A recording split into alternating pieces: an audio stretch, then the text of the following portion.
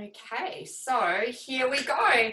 Tēnā koutou katoa, everybody. It's so lovely to have you along for Uniting Canterbury Women's first ever dinner club event, and we're just so excited to have our very special guest here with us this evening, the wonderful Brigit Blair from Linden Leaves. And as many of you will know, Brigit was the major sponsor of our inaugural event, the first Uniting Canterbury Women event in July last year, which we organised in response to the tragic terror attack of the 15th of March. And if you were at that event, you'll know that Brigit went way above and beyond and was just so incredibly generous, and the many hundreds of women who came to that event all went away with an incredible Linden Leaves gift bag, and we were all just so grateful. In fact, I'm still getting through my product just over a year later. So, and we're just so grateful to Brigit for very generously, donating your time to, and I know you've got a very busy time on the go at the moment. So thank you so much, Brigit, for making the time.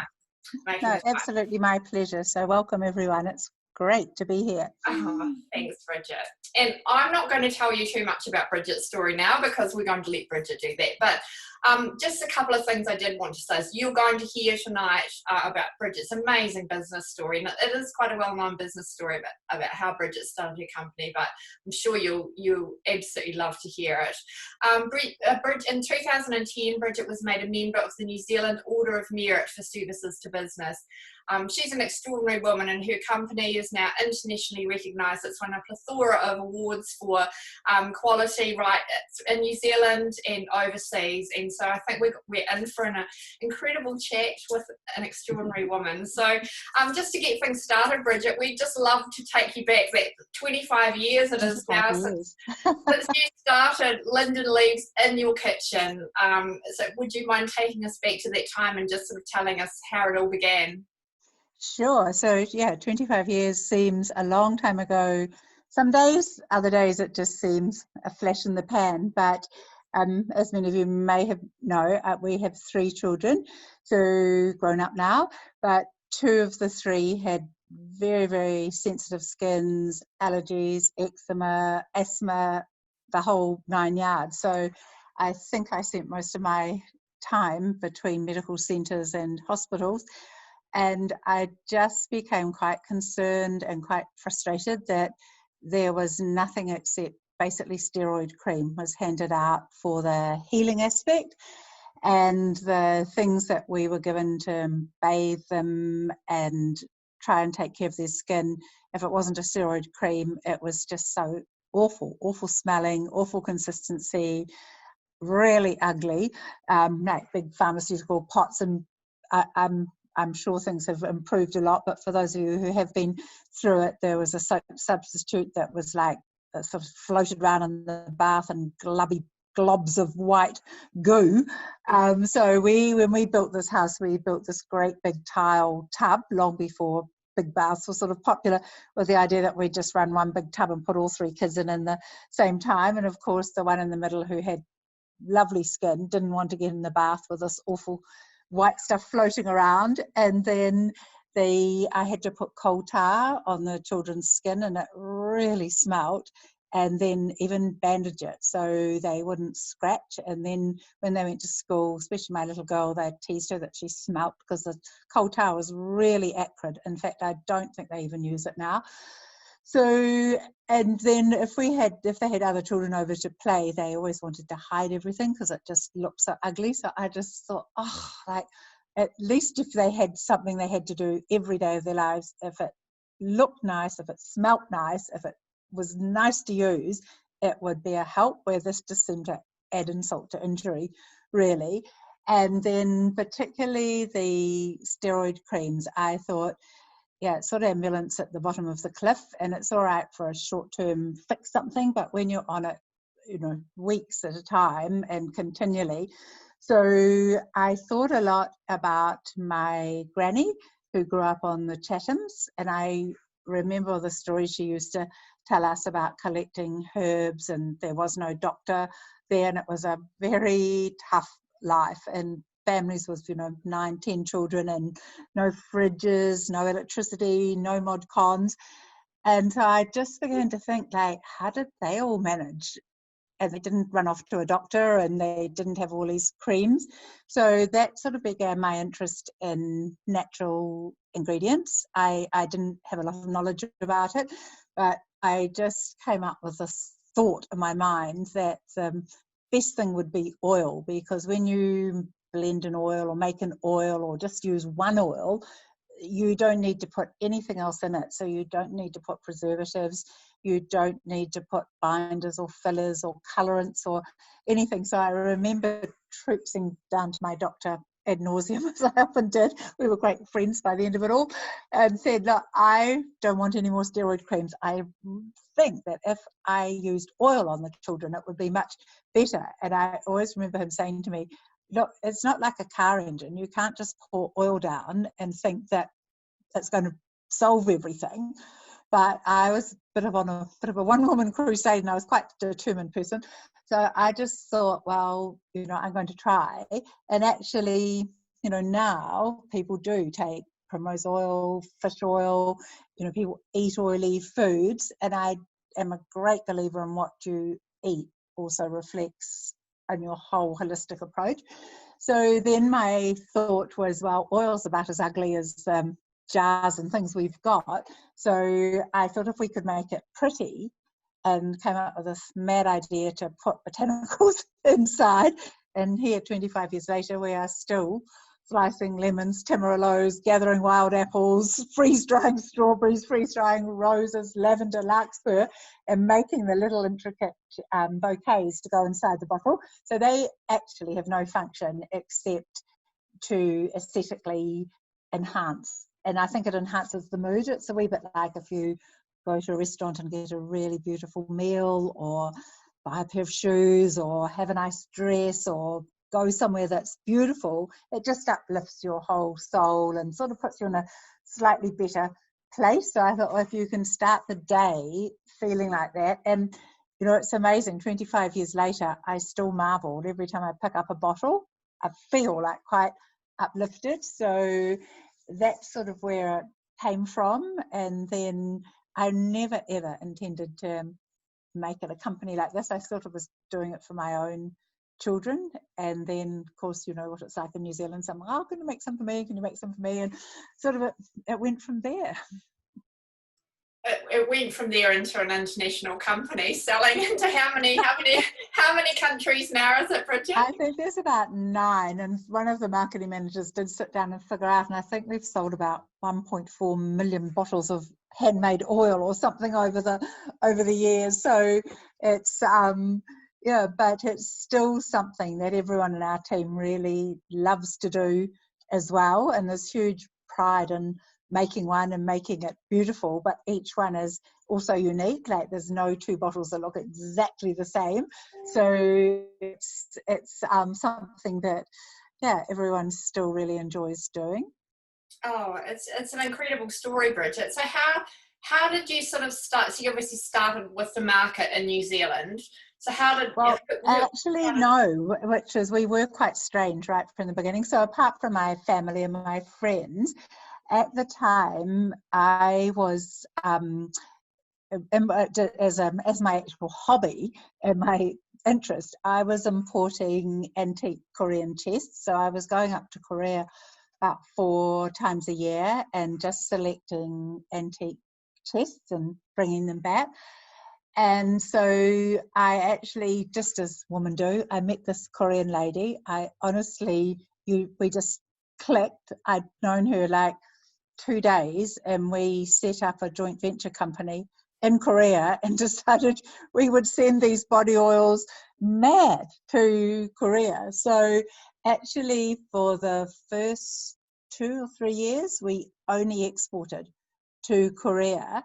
And then quite naively, I thought, oh, Japan's pretty close to Korea, so they must want it as well. So I went to Japan, but it was, completely different. It's a bit like us lumping New Zealand and Australia together, but we're possibly even closer in, desires and needs and wants in Korea and Japan.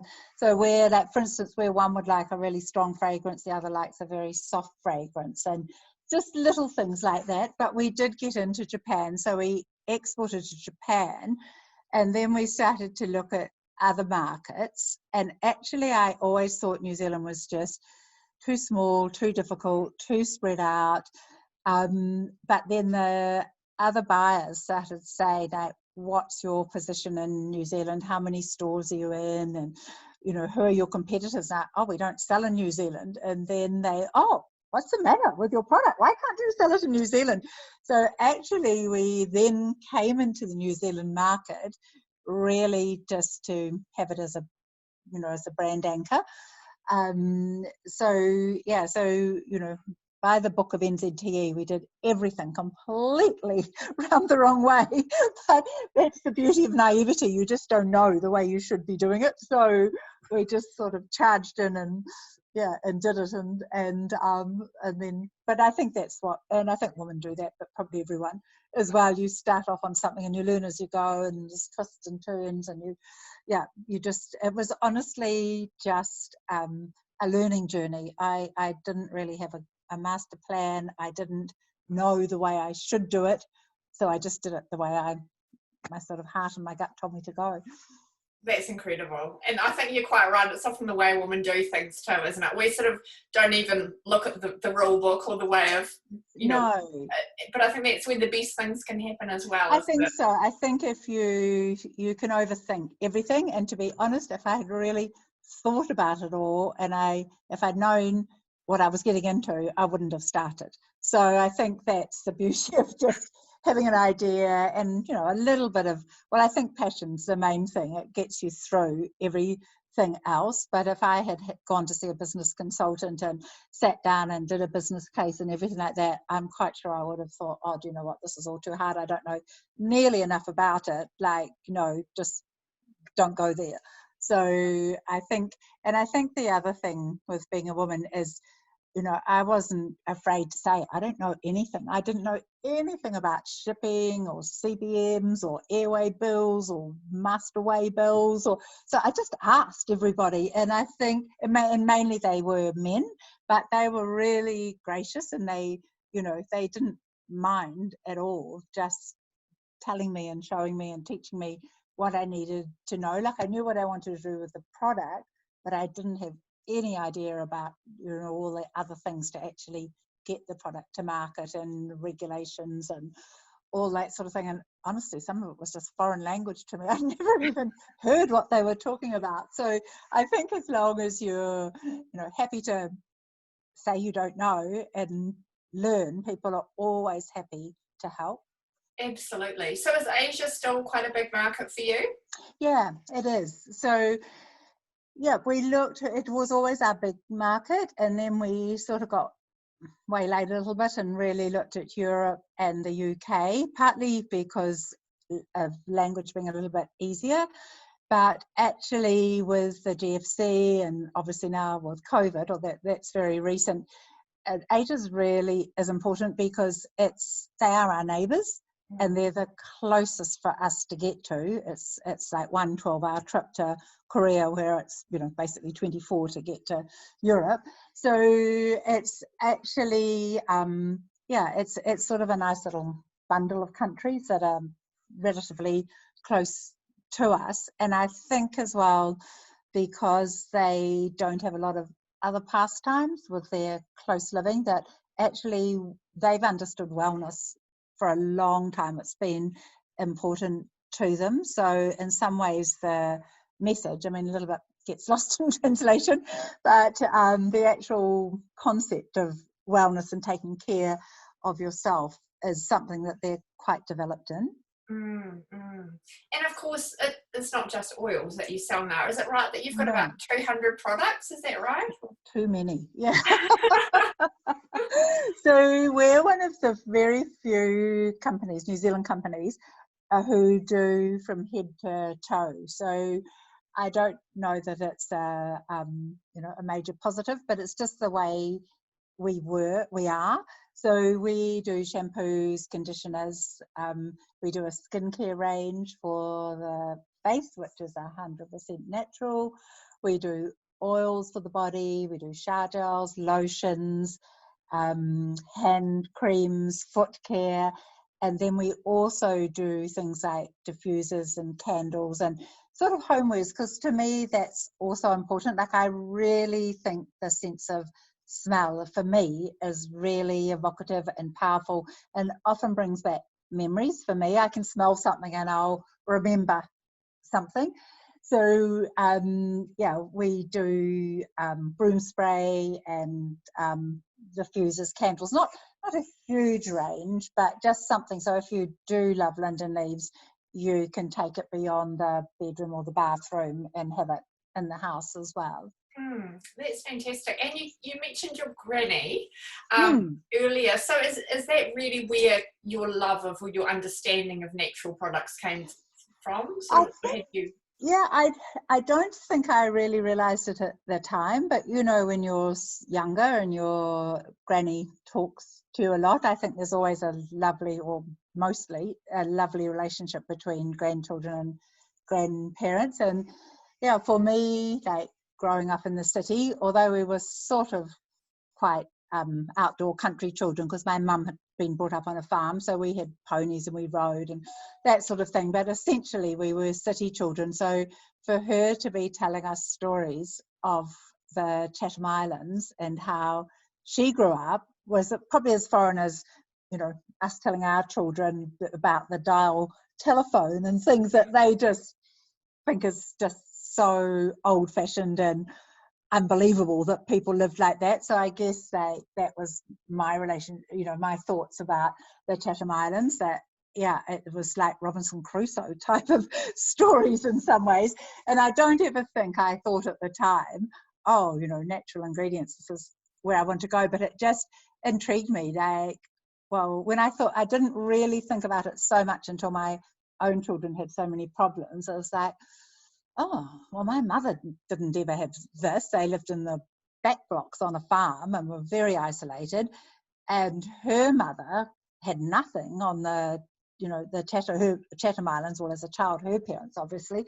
So it was like, we haven't always run to the doctor for everything. And there hasn't always been something in a tube or a bottle to fix things. So it's just, yeah, I just began to think, yeah, there must be something that's an alternative to, and I'm not against Western medicine at all, and if I broke an arm I'd definitely be straight there and wanted it faster, but I do think over the 25 years most GPs, I hardly ever go, I'm never sick, but they do have a more holistic approach now, and they often do work in with a naturopath or, you know, so, you know, some sort of thing. But I guess when my children were little, it was very black and white. You're a bit woo-woo and odd if you didn't go mainstream. And mainstream just, yeah, if you only had to use it occasionally, that was great. But my children had to use it all the time, and it was just like, I don't think you can live like this. You can use it to fix something and carry on normally, but they didn't, have a normal really. So it was like, oh, I think I've got to find something that I feel more comfortable about putting on their skin every day. Yes, absolutely. Isn't it amazing what can come out of solving a problem, you know? Yes. And who knows the journey that you're going to end up on as well. It's quite incredible, really, isn't it? Yes. And I think, like, for me too, that lanolin was quite a big thing, be with the sheep. And so it's like, oh, okay, I'm going to try lanolin. But actually they both got sensitive to lanolin within, probably less than a month. So it just didn't suit. So, and in that regard, the plant extracts just seem to be so much less irritating than, you know, than possibly the lanolin and things from animals, because I actually thought, that would solve everything for me. But yeah, and then one of them's really allergic to shellfish, so anything with marine extract doesn't work for her. So it was just, plant just seemed to be the safest option. It just seemed to work well, but not have any of the side effects that everything else had. See, I mean, you're a pioneer, aren't you, Brigit? Really, you're a pioneer of the natural beauty and skincare and things. So it must be. Well, I think it certainly wasn't mainstream when we did it. So now, of course, it is pretty much mainstream. And, you know, and I find that actually exciting, because when I first started, there were very few options, but now almost any food you can think of, whether it's pineapple, papaya, red rice, amaranth, chia, whatever you want to eat because you know it's healthy for you, we can get extract, so even coffee, so green coffee extract and things. So, and to me, that's sort of the whole circle. So if you're eating it because it's good for you, why wouldn't you use it on your skin, which is your biggest organ, and obviously things are absorbed through your skin. So it just makes perfect sense. But, you know, before there was a real divide between this is food and this is cosmetics or body care or whatever you want to call it. But and they're completely separate. But now there's a real integration, and actually the trend is, you know, for sort of vegetable and spice-based fragrance. And this Christmas we're just going to release a new range, and one of the fragrances is pink grapefruit and pepper. So that the food and the fruit and the spices and vegetables, they're all sort of mixed up now across food and fragrance and extracts and things. So I think it actually just seems logical and seems to be good sense to me. Absolutely, absolutely. And I think you touched on the word before, wellness, which is kind of a big buzzword now, that probably wasn't around 25 years ago when you started, but no, that awareness has just really grown. So, and in all areas, like as you've touched on there, food, what we're putting on our skin, what we're, you know, eating, all of that. So that must have been, you must have sort of been watching that journey unfold. Yeah, because for me that was the one thing that I didn't really want to go into this industry at all, because I'm not at all interested in beauty, as in, like, you know, Miss World, prettiest girl of the class. That's not what it's about at all. It's about being well, and I think if you're well, you're happy, and if you're a happy person, you generate, you know, good vibes and people respond. Where if you're unhappy or very self-conscious, you're very closed. So it was all about wellness. But when I first started, it was just all about beauty, and it's like, that's not what I'm interested about. I don't care who's Miss World or whatever. It's like trying to have a wider approach to wellness and confidence and healthiness and giving, which is sort of all tied up, whatever your shape or size or colour or creed or whatever. I think self-care is such an important thing, isn't it? And it really has such an important part to play in our well-being and how we feel. Like, there's nothing like, I mean, I always have at least a couple of Linden Leaves products in my bathroom, and I've just become addicted to the soap actually since the event last year. That was the first time I tried it. It's so good. I've ditched all that stuff in the bottles now. It's just lovely. But I think there's something special about taking the time for ourselves to do lovely things for ourselves, and I think that's something that your products, while they obviously have their practical and functional side of them, but they also have that lovely experiential kind of side of them too. Yes. You feel like you're really pampering yourself when you... And I think that women need to do that. We're the best at pampering everybody else and looking after everyone else, and actually not taking just that little bit for ourselves. And so that's the nice thing. Like, it doesn't cost a lot of money. You can just, you know, run a bath, lock the door, tell the children you've got 20 minutes, don't disturb, light a candle, put in some bubble bath, you know, lie back, read a book or meditate or have a wee snooze or put a face pack on or whatever you like. But it's just having that, and I know some days I honestly seem to work in like 2 minute, 3 minute slots. It's just like there's always just, and then actually just to go, hold on a minute, just 10 minutes.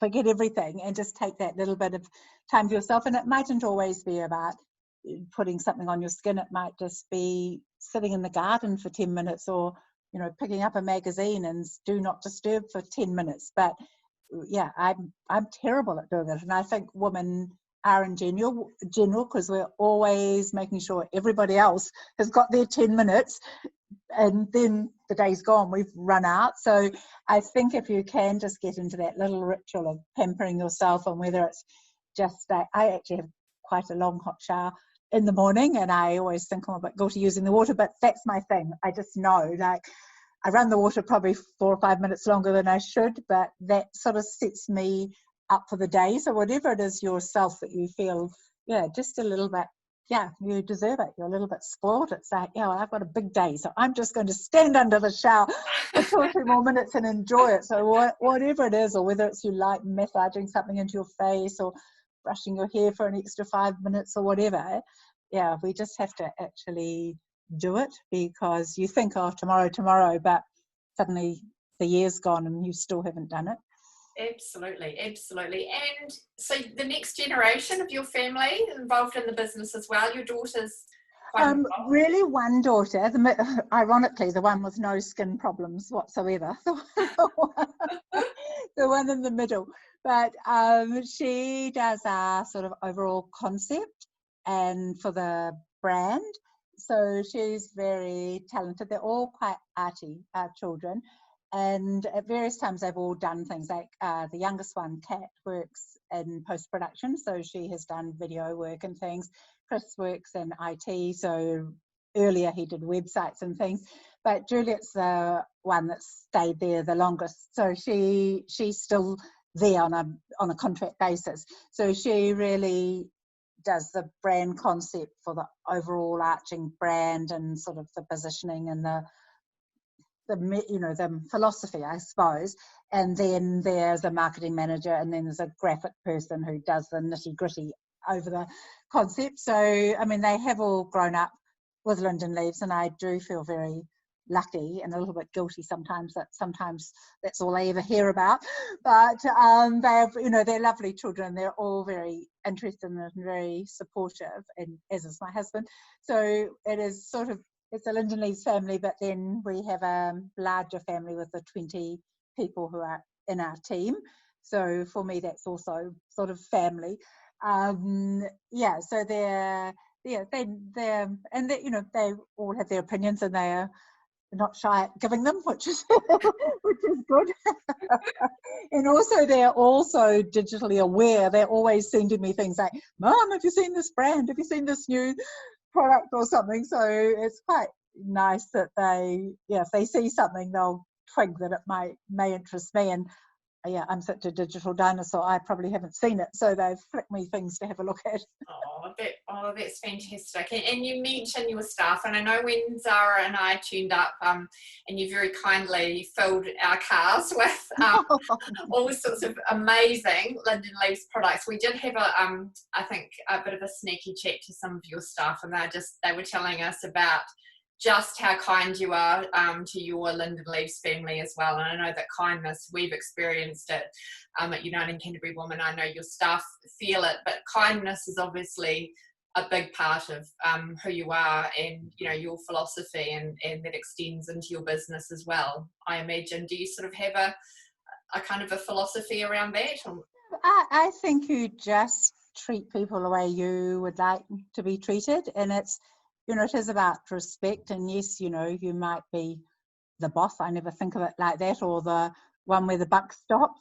But actually, I'm just one of the team. So there are plenty of people at work far more clever than I am at what they do. I do some of these demonstrations, and last week I did an oil making event at Valentine's in Timaru and the city, and honestly I'm terrible at tying bunches of roses compared to my team.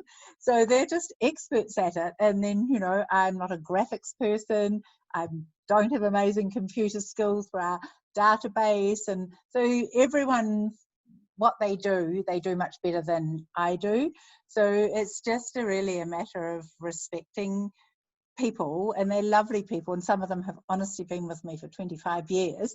So yeah, I couldn't, we couldn't have the brand we have if it wasn't for them as well. So I'm as grateful to them, probably more grateful to them than they are to me, because they they're really invested in the quality of the brand. And you know, we're also, Aina will go into a store and we're all straighten up the bottles and things. Even if we're on holiday, they'll come back and, oh, I went into the store in Arrowtown and I turned all the bottles around and things. So, yeah, so no, it's so lovely. And to me, that's, you know, that's what it should be. It's just, if someone's giving up their day 5 days a week to be there, you know, they've got to love it. Otherwise, I couldn't think of anything worse of them waking up in the morning and thinking, oh my goodness, I've got to go to that dreadful place for another day. So yeah, so we try and make sure that everybody is appreciated and happy with what they're doing, because you know, they invest a lot of time over the year and over the years they're with us to do their very best. Oh, absolutely. And what about your journey as a woman in business? Because we know that sometimes it's not always easy. How have you sort of had any sort of extra challenges perhaps because you've been? I honestly don't think so. I don't really, and from my experience, I don't really see difference between men and women. Maybe if it was a big institution, I'm sure there is, but when you're just basically a sole trader or just setting yourself up, I don't have a preference for employing men or women. We have some of each. I don't find, like, you know, the people I deal with are men and women, from buyers to the laboratories to suppliers to everything we deal with, and I don't ever think of, you know, that's a man's role and that's a woman's role. And I think that's probably even better than 25 years ago. Like, girls can do anything, but actually so can boys. I mean, you know, when I broke my neck, the best nurse I had was a male nurse. So I don't think, like, first, oh, who are you? I'm so expecting just a team of women. But I just think it doesn't really matter. I think the more important things are, you know, just asking and then appreciating when people do give you help. I don't think you can't achieve anything because you're a woman. And I haven't really found that there's been, you know, any barriers for me. You know, I know in other industries it's different and that there are more challenges, but yeah, for me it's about the human people and treating them properly, and not because they're a man or a woman. And perhaps you're right, perhaps we hear about the glass ceiling, but that could be more in the sort of the big corporate world and things like that, where as a businesswoman you've got, you know, there is a greater autonomy, isn't, over your own journey and the outcomes and goals that you can set for yourself. Really, there's no limit, is there? If no, and I think that's the thing, that, you know, I'm just basically self-employed single person sort of thing, and then in terms of being a big banking corporation or a university or whatever, where there's many different layers, but I haven't had to go through those different layers. So I mean, I can remember when I set up the joint venture company in Korea and came back and said to the banker I wanted to raise $100,000, he looked at me as if I was completely mad, but he probably would have looked at me if I was completely mad, even if I was a man. So I changed the bank. The accountant thought I was completely lost the plot, so I changed the accountant. So I think you just find a way. So yeah, so I think you just surround yourself with people who believe in what you're doing, and then you can do whatever you feel comfortable to do if you're the person that's in control of it. Would you have any other advice for women in business, given your? I think as a woman, don't ever underestimate the energy and the workload. And I'm not saying there's a division between men and women, but traditionally, and that's how I sort of grew up, men went to work and women looked after the family. So now, and with my children, all the women work, but you still have never given up that sort of nurturing role. So you're sort of doing two roles. And I just think you have to be aware of how much energy both roles take. So I think that, it's probably is a good idea to think more carefully than I thought about maybe a year plan, 2-year plan, 3-year plan, and actually, I mean, it won't go like that. So you do need to be flexible, and I think women are pretty good at being nimble and flexible. And there will be bumps on the road and ups and downs, and whether it's within your business or something falls over or it doesn't work or your key person leaves and you can't manage, or whether it's something like the global financial crisis or COVID or a regulation that suddenly blocks your great invention or something. But I think if you've got passion and resilience, you can find a way around if you really want to do. And then I think it's also important that if you really don't want to do it, or you decide that's enough, that's fine. You don't have to keep going because you feel obligated to keep going. I think you change with the ebb and flow, and especially if you're a younger woman, you've got lots of other things going on through your life, and what was a brilliant idea for you in your 20s or 30s may not work in your 40s, and it's not a life sentence. And I've always said, like, the day I don't want to be there is the day I won't be there. So I haven't got to that yet, but I think that's important, that once the passion's gone, because it's, I think the most important thing is health and wellness, and money can't buy that. It can't give it to you. It can't really take it away. The rest of the stuff is just work and money, really. So if you haven't got the wellness and the mental health and the passion, then, and you had it, then it's time to call it quits. Or if you're thinking about an idea, but you don't really have the belief in it or the passion to get it up off the ground, because that's the hardest part, is probably getting it up off the ground, then I would say don't start it, because it will take twice as much passion and twice as much hard work and probably twice as many obstacles as you imagined it would, but then you'll get twice as much joy as well. So it all sort of balances out, but you just have to be sure that you've got the passion to get you through the bits that are a bit rough.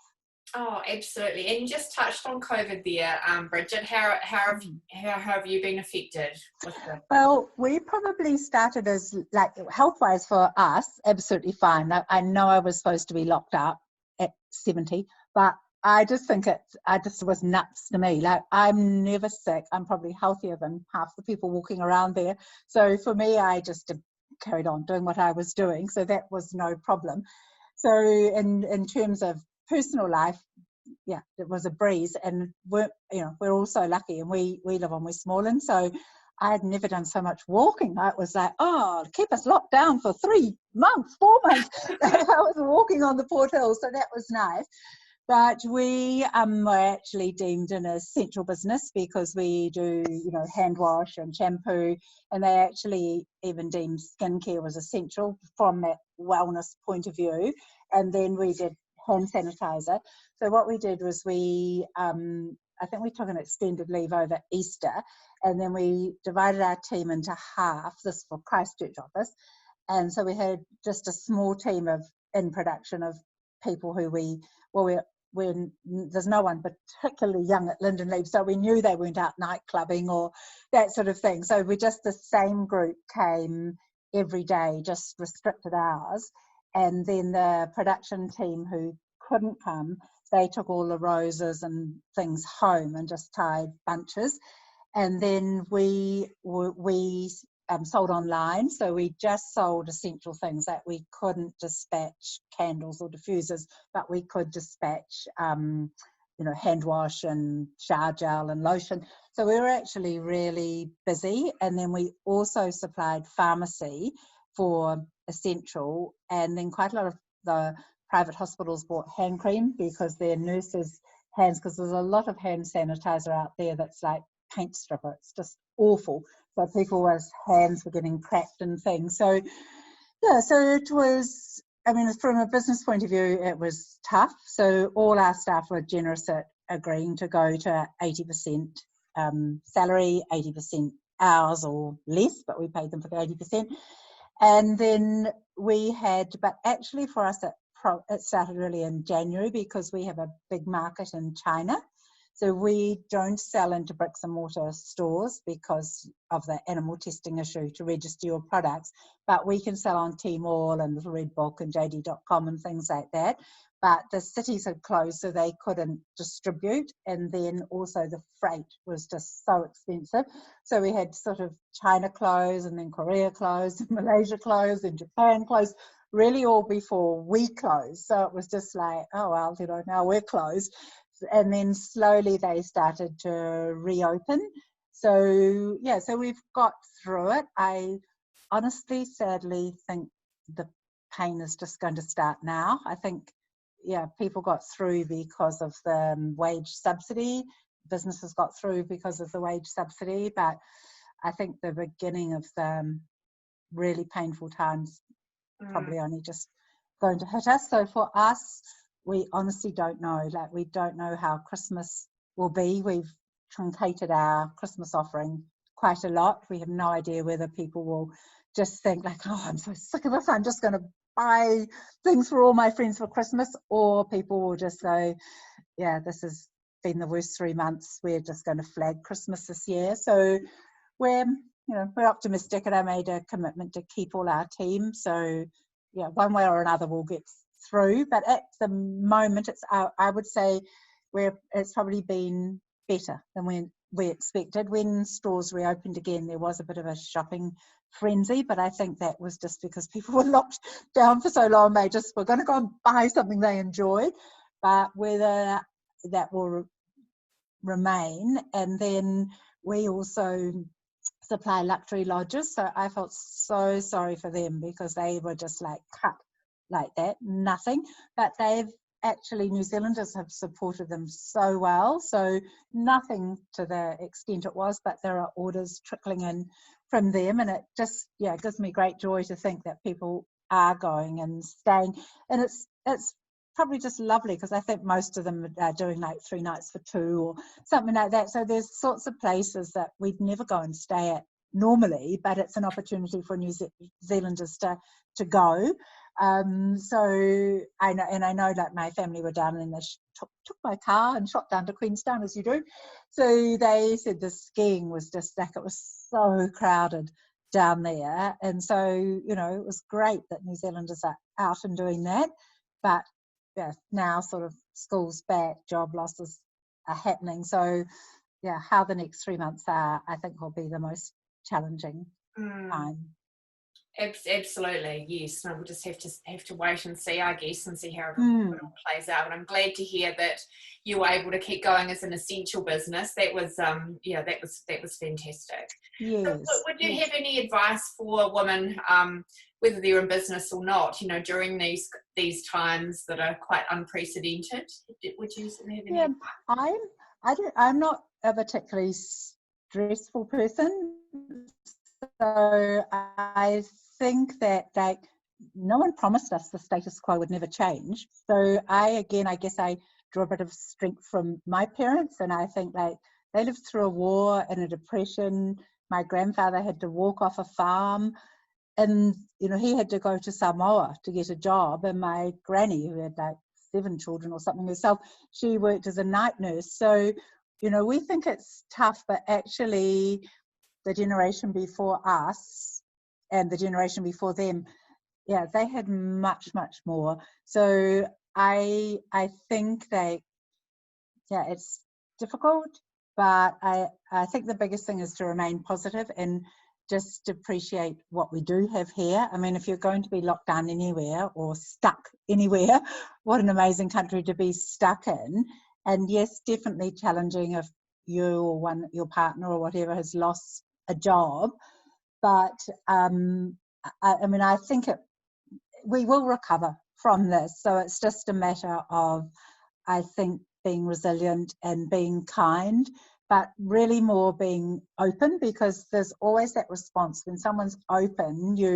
I guess it's that thing, like, you smile at someone, you smile back. If you look grumpy at someone, they don't answer, then you become quite isolated. So, and I think to talk to people, I think that's one benefit of women. They are, we are good talkers.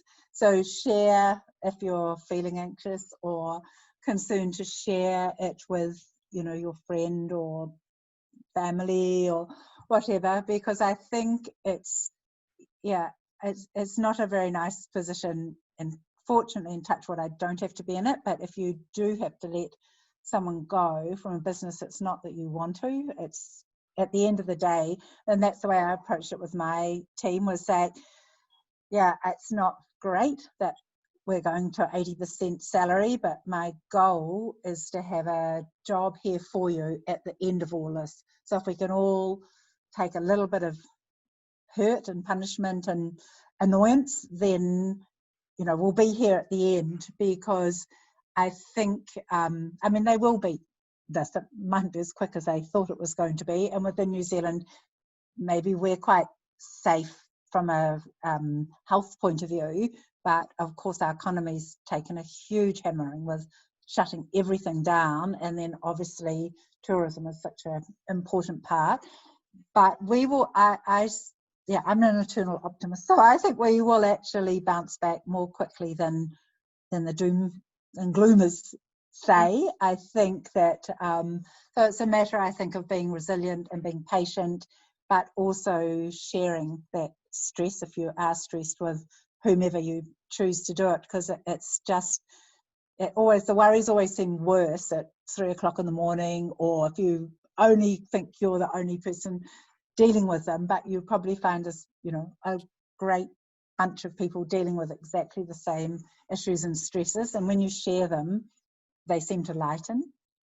Absolutely, and I think we've got quite good in Canterbury, haven't we, of being resilient. It's a word that's been bandied around quite a lot with all Cantabrians, unfortunately. But I think we do certainly know how to respond, I think, as well, don't we, when challenging times come along. And absolutely. And I think in some ways, not that we wish to have the earthquake, but we sort of learn how to cope.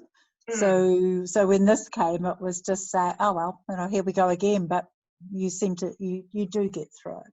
And I think our community ends up being so much stronger. Like there's 3 of my lovely neighbours on this chat tonight, and we've certainly had a wonderful experience as in our little community during the lockdown, and I think it's been true of very many other communities that I've heard about too. So I think it's interesting and quite a lesson in some ways, because when I walked during the lockdown, everyone you met, you stepped off the footpath and things, but people actually said, "Oh, hello, what a beautiful day," or "Isn't it nice, the sun shining?" And you were sort of pleased to see someone.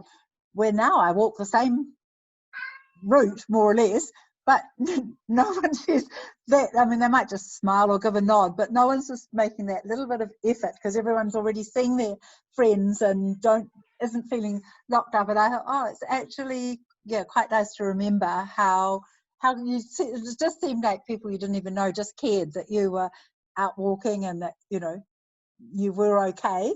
So I think there's a little bit to learn from that. Absolutely. And how do you, excuse me, just to stop the cat, now I need to pick him up. And how, we've just got just a couple more questions, Brigit, but just thinking about, if we talked about, we all need some time out as women, and you've mentioned your lovely hot showers or something you like to do, but are there any other ways that you like to relax? I'm not sure if it's relaxing, but I do play some golf, not very well, and it's might be more frustrating than relaxing. But actually, I'm not competitive, so I don't care what my score is. I just like the walk and the company. So I don't play very much during the winter, because I also want to enjoy it, and to me, there's no enjoyment if it's raining or cold. So I'm a bit of a give that one up a little bit for the winter. And I do like walking as well, and for me, the stages you go through, and you're really busy with children and then work and whatever, and you have these sort of gaps. So the last 2 or 3 years I didn't give up. It was my pleasure to spend quite a bit of time with my mum, who was then on her own. So actually she would have been 101 today. So I thought about her today. She died at the end of last year. She made her 100th, which was her goal. So she was very determined person. Wow.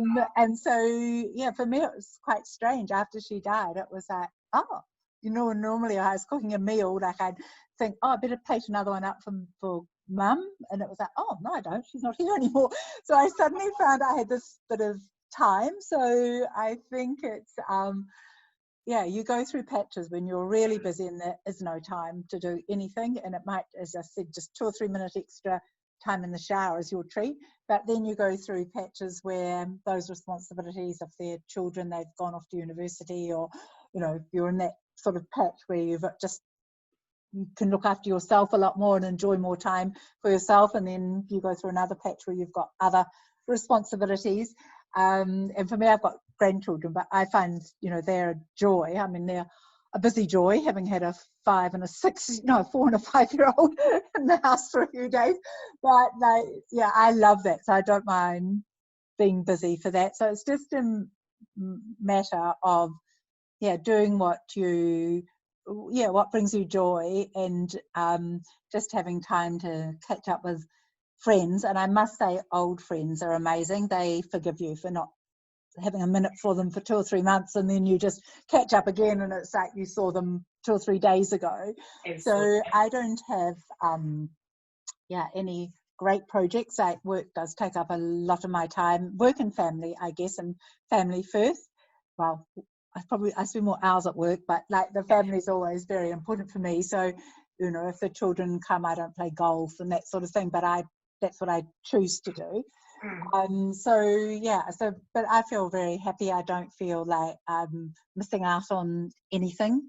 So it's just grabbing those little moments when there isn't time for big moments, and then when there's time for big moments, enjoying them. Absolutely. And this question's probably a little bit like asking you to choose between your children, but if you had to pick your favourite, or maybe favourite couple of Linden Leaves products, you know, what do you sort of have any that are just slightly oil?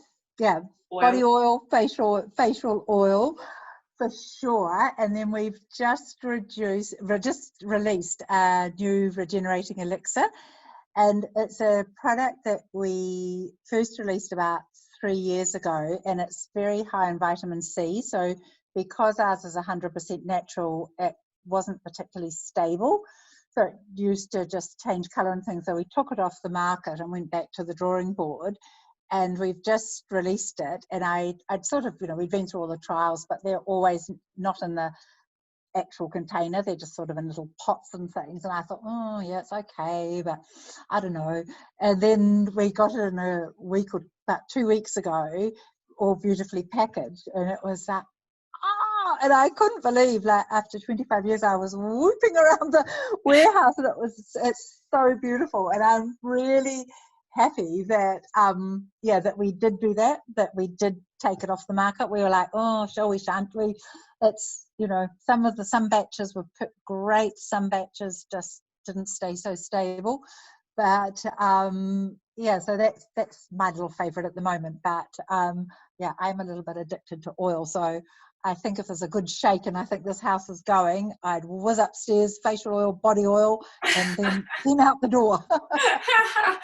Well, I think, Brigit, you are such a testament to your amazing products. I mean, I know that you did mention before that you had quite a milestone birthday recently, and I think I know, but I think everyone would be pretty amazed to think you just had your 70th birthday. You're amazing, and I think keeping you're obviously doing something that you're passionate about, and really, if you're doing what you love, you know, is there any need to think about retirement, even, you know, if you love what you do? I mean, yeah, I agree. I don't think there's a number where you have to stop. I guess my goal is to step back a little bit and work less hours, but I don't feel that I really need to suddenly stop because I've reached the magic number. So maybe if it was something that took a huge amount of brain power or very intricate and I couldn't see so well or something like that, for sure. But I think the worst thing, and I have had a few friends who have had to retire when they haven't wanted to, the companies or institutions they work for wouldn't let them reduce hours or had a policy or whatever. And yeah, they found it really, really challenging that suddenly they were in fulfilling, full-time, interesting jobs and still had so much to give, but it was like, well, thank you very much, we don't need you anymore. And yeah, I think that's something you need to think about as well. So yes, I haven't got a master plan or the answer yet, but I'll let you know when I have. I don't know. I think that's the best way to go through life, though, isn't it? Like you say, there shouldn't be a number, should there? Where No. all of a sudden we're redundant. I guess that's a word. Yes, But, yes. I mean, doing what you love is obviously a key part in that, though, isn't it? Too. Yes, yes. I mean, if I was in a job that I hated and I was just waiting for the day, you know, if I could click out, then click out. There's no joy in that whatsoever. So, but while I'm healthy and fit and love what I'm doing, then yeah, I'm quite happy to do it. Oh, that's fantastic. Well, you've just given us the most wonderful advice, and it's been such a privilege to hear your amazing story. So before we go to the Q&A, just had one final question. It was, did you sort of have any final pieces of advice for the lovely women that have joined us tonight? I think just accept whatever comes along, like setbacks, never give up. So I guess that's my mantra, and that, you know, there have been a few setbacks, some quite large, from the building we were in Korea collapsing with our brand new uninsured store inside.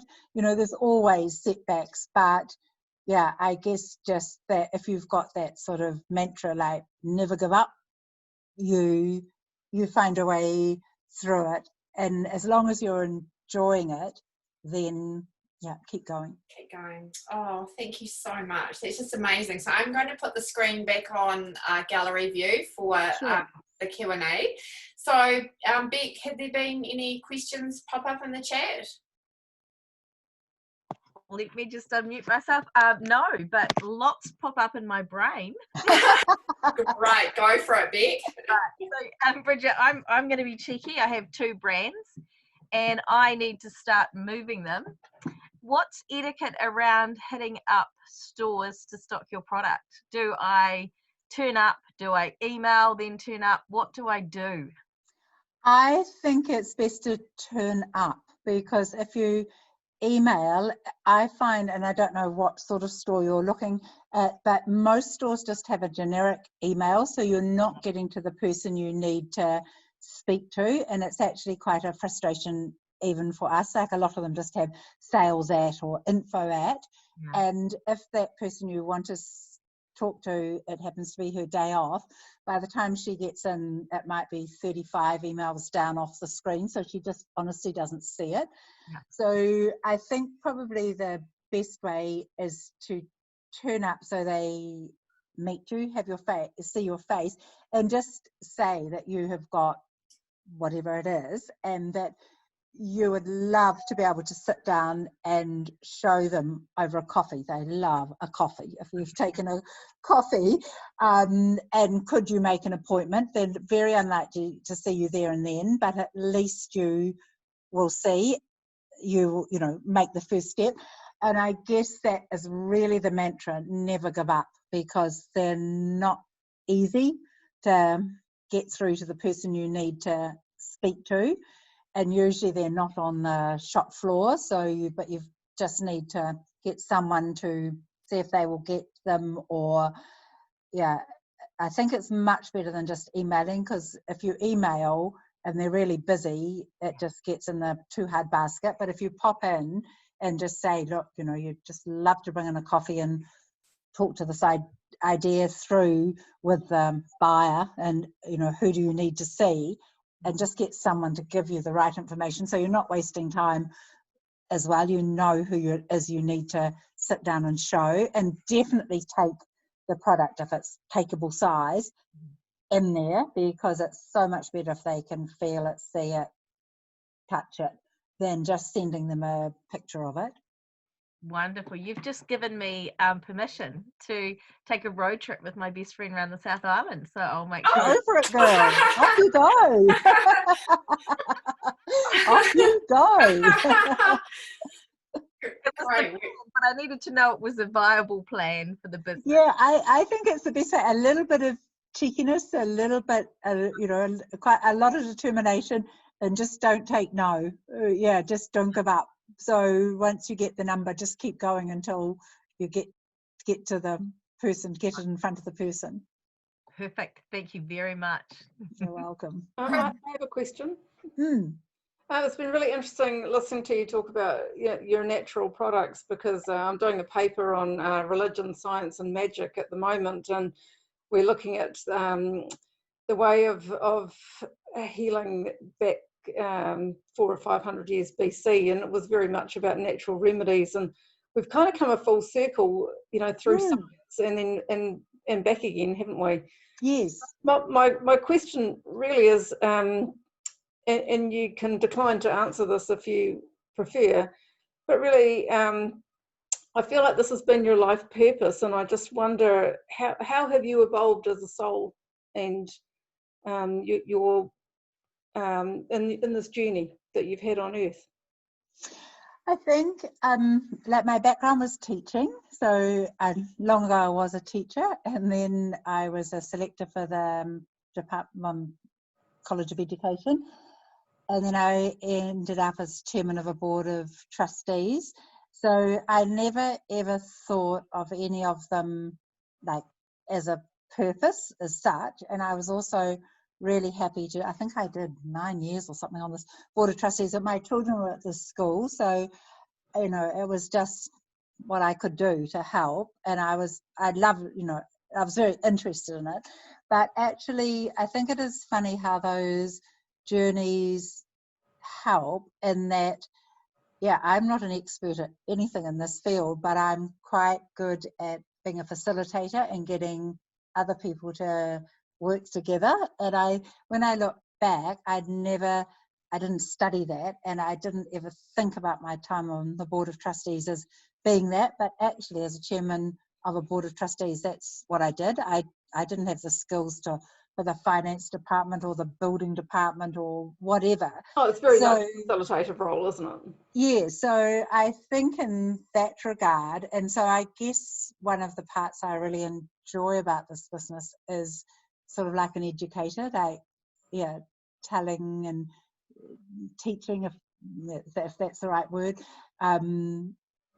people about the benefits of natural products. So I guess in that regard, I feel, you know, it's something that I feel like I couldn't just, for me personally, I couldn't sit down with a pen and paper and decide, okay, I'm going to set up a business. What will make the most money? How quickly can I do it? Will it be a viable business to sell at a huge profit to someone else? Okay, this.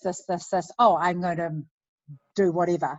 Like, it's not that I have to do something that I didn't actually intend to start. It sort of grew, and I think that's probably why I feel quite comfortable doing what I'm doing, and I feel quite I don't feel I'm an expert, I'm knowledgeable. I don't have a medical background or a medical degree, but to be honest, it's, as you say, it's full circle stuff. It's not rocket scientists, and I'm not promising that I'm going to make you look 30 when you're 75 or something, or that you're going to live to 135. So I think it's quite an honest thing, and I think for me, honesty is a big cornerstone. So I never ever release a product that I don't believe will do what I'm saying it will do. And it's not, as I've said, I'm not saying, well, all your wrinkles will disappear in 5 days. So it's just a different concept about being well and comfortable and healthy and confident. So I feel like quite comfortable with what I'm doing. I'm not a salesperson. I couldn't sell ice to Eskimos if I didn't believe, you know, in what I'm doing. So I guess for me that it sort of grew and fell into a role that I didn't sit there and plan it out on paper. Do you feel you've made a difference in the world as a result? I mean, that's sort of a mantra and a philosophy of Linden Leaves. So, I mean, we're not going to solve the problems of the world, but I think the thing is, it's more than just like, oh, here's a great cream for your skin, it'll feel soft. It's in recyclable glass packaging, it's in a box printed with vegetable ink. So it's that whole concept, really. And yeah, and we're mindful, like we pack with potato pop starch, which is biodegradable. We sort of recycle paper and cardboard and old sheets we cut up, and we're not like eco warriors, but we're just thoughtful about what we do. And I personally think if everybody, no one person is going to make a life-shattering difference to the world, but if everybody just does their little bit, and I particularly think about rubbish and also just unnecessary packaging. So, and again, it sort of comes down to that honesty. Like for us, if you're buying a 30ml bottle of something, it's not packaged in a box. It will take a 500ml product with a whole heap of packaging, and you get through all the layers, and here's a tiny little serum. So basically, what you see is what you're getting. And if you have that sort of mind thought, then you don't waste packaging with like extraneous layers of this and that. So it's that whole sort of thinking about, and I'm not sure that I don't really sit down and really think about it. It's just the way I live. And I think, but as a company, we are quite thoughtful when we plan something as well, that it's just not extravagant and wasteful and unnecessary. It's just sort of the way we operate. Thank you. Chrissy, I see that you had a question there. Would you like to ask Brigit? Yeah, I've got a couple actually. The first one was on grapefruit. You were saying your new product. I know that grapefruit is not able to be taken if you're on blood pressure tablets. So does pink grapefruit, is that a different component, or should it still be avoided if people are on blood pressure tablets? I think that it wouldn't matter at all, because it's actually just a little bit of extract for the fragrance. So it's not as if you're eating it, and the amount that's ingested. So basically the main ingredients are like oil, and so the amount that goes in of the fragrance extract is so small that actually to put on your skin is negligible. Okay, thank you. And the other one was around psoriasis. Yes. Can you trial the products anywhere, or is there a good one?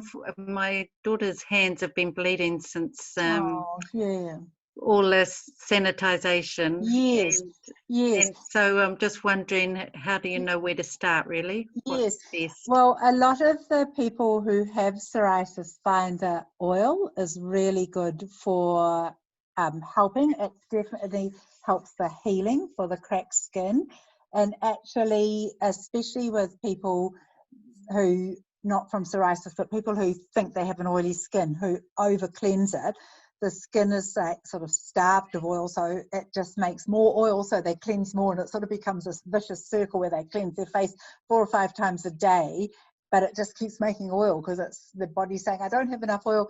So the whole thing of trying to get the skin in a good condition is just bringing everything into balance, and actually oil is very good for balancing things. And I know psoriasis, like eczema, is very tricky and is a medical condition, and I can't say that I cured my children's eczema either, but by using the oil it actually helps the healing a lot, and it's being completely natural. It's it's not doing any other side effects, and it will keep the skin well moisturized, so it's when it cracks it dries. The other thing is to use a really good hand sanitizer, and don't want to just give us a plug, but we have made a very nice hand sanitizer. So it's very gentle. It's 75% alcohol, so it will kill anything that needs to be killed. but it doesn't have, actually, I'm quite surprised, a lot of the hand sanitizer is coming in from China, and it's got ingredients that we're not even allowed in this country, but with all the COVID, no one is worrying about anything. So it's like paint stripper, and it's the gel ones in particular, they're very nasty ingredients in them. So ours is a spray, so it evaporates quite quickly, and it's very, very gentle on the hands. But I know from my daughter as well that when with the eczema and the cracks, actually to use the hand sanitizer or the extra washing is what's causing it. Yeah. So that, well, this doesn't help it for sure. So if she used a little bit of oil on her body after the shower in the morning, when it's, the skin's still moist and it's warm, so the pores are open, and then just does like a half a teaspoon if she hasn't used oil or she's not sure, or a teaspoon, just rub it between the palms of the hands like this, or fingers, keep the oil nice and warm, and then just rub it into the skin, and especially if her hands, which are often the worst part, just gently massage it into the hands and into the fingernails and things, and then pat yourself dry and get dressed. It will help. And I know, yeah, that there is more hand washing. So again, if she could use a hand cream after she's done the hand washing, it's just a matter of trying to keep the skin soft and not dried out so it doesn't crack. And if she's going to use a hand sanitizer, just use a very gentle, and it's just a spray one, that the less harsh than the gel ones that sort of stick around the hands as well. Thank you. You're welcome. Fantastic. Has anyone else got any questions they'd like to ask?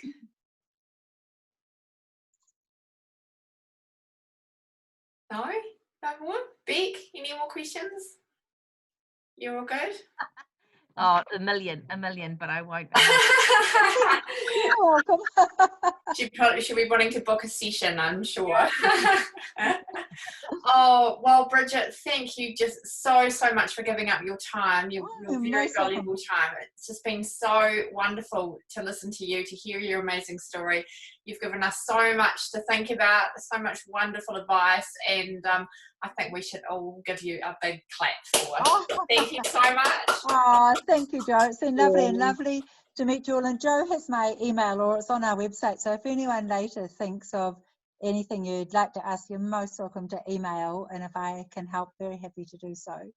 Oh, that's lovely. And Beck, I'm not sure if you've got it there. We've got a wee gift for you. We've got one of Beck's beautiful crema, and we've got another wee surprise for you, and I'll drop those off. I'll drop them into your work sometime in the next few days. Oh, thank you so much. That's so, honestly, it's not expected at all, and most naughty and most unnecessary. It was my pleasure to do it. Oh no, it's been our pleasure to have you. So thank you so much, and Thanks, Jo. it's just been it's been wonderful. And thank you to all you lovely ladies who have come along tonight and joined us in this amazing session with Brigit. Much appreciated. And we know some of you have been to some of our other workshop series events as well. So thank you so much for your support. It's very much appreciated, and we definitely have a few more exciting things coming up in the pipeline. Beck and I have been cooking up a few ideas, so expect to hear more things soon. But in the meantime, thank you so much, everybody, and thank you so much again, Brigit. It's just been such a pleasure, and we look forward to hopefully seeing you all again very soon. So thank you. Enjoy your night. Thank you. Thank you. Bye.